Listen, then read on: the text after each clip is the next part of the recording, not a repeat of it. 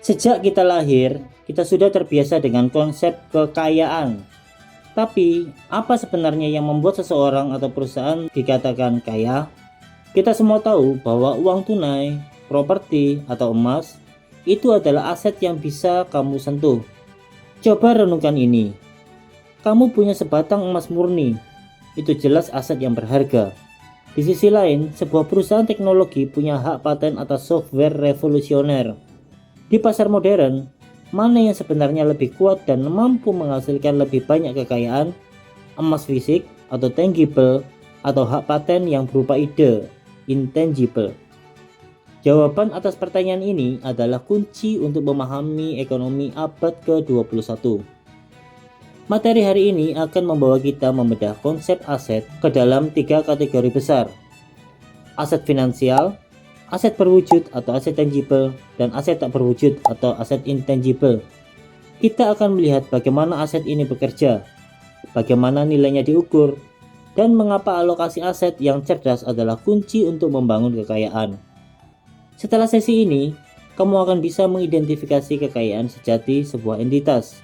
Kamu akan tahu mengapa aset memiliki merek atau reputasi bisa lebih kuat daripada sebuah bangunan kantor.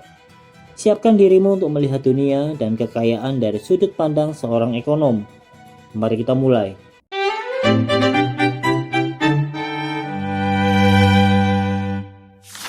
Bagaimana caramu agar menjadi kaya raya? Pada video sebelumnya, kita belajar tentang upah. Tetapi, orang-orang terkaya di dunia tidak hanya menabung upah mereka untuk menjadi kaya. Mereka membeli aset. Aset adalah apapun yang memiliki nilai yang dapat diubah menjadi uang. Baik individu maupun bisnis memiliki aset dengan harapan bahwa aset tersebut akan memberikan manfaat di masa depan. Mari kita lihat contohnya. Rosalina mendapatkan 120 juta per tahun dari upahnya dan terbesit dalam pikirannya untuk menginvestasikan sebagian dari uang tersebut. Dia memutuskan untuk membeli saham, emas, dan properti.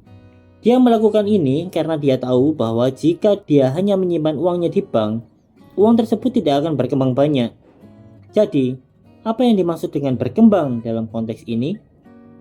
Uang memang tidak tumbuh di pohon, tapi value uang bisa berkembang melalui investasi dalam aset yang tepat. Investasi adalah tindakan mengalihkan sumber daya dari konsumsi hari ini agar dapat menghasilkan manfaat di masa depan. Dengan kata lain, investasi melibatkan penggunaan aset untuk menghasilkan uang.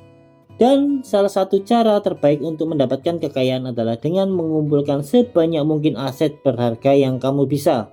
Pada pembahasan kali ini, kita akan membahas 3 jenis aset: aset keuangan atau financial asset, aset berwujud, dan aset tidak berwujud. Pertama, aset keuangan atau financial asset. Aset keuangan adalah klaim atas properti atau pendapatan seorang peminjam. Nah, ini adalah jenis aset yang nilainya bukan dari bentuk fisiknya, tapi dari klaim hak atas sesuatu di masa depan. Contoh umum dari aset keuangan termasuk uang tunai atau setara uang tunai, seperti rekening tabungan, saham, obligasi, reksadana, dan tabungan pensiunmu. Kedua adalah aset berwujud atau tangible asset, yang juga dikenal sebagai aset real. Gampangnya, ini adalah barang-barang yang ada fisiknya, bisa dipegang, bisa dilihat, dan bisa ditendang kalau lagi kesal. Berarti, aset tunai juga memenuhi syarat sebagai aset berwujud dong. Tunggu dulu. Aset berwujud di sini adalah semua barang yang punya bentuk nyata seperti tanah, rumah, mobil, karya seni, atau barang koleksi, yang sifat nilainya bakalan turun atau terdepresiasi seiring bergulirnya waktu karena sering dipakai. Untuk bisnis, aset berwujud termasuk barang-barang seperti mesin atau perlengkapan kantor. Aset keuangan mendapatkan nilai mereka dari klaim kontraktual atas aset yang mendasarinya, dan oleh karena itu disebut aset berwujud. Terakhir, aset tidak berwujud atau intangible asset.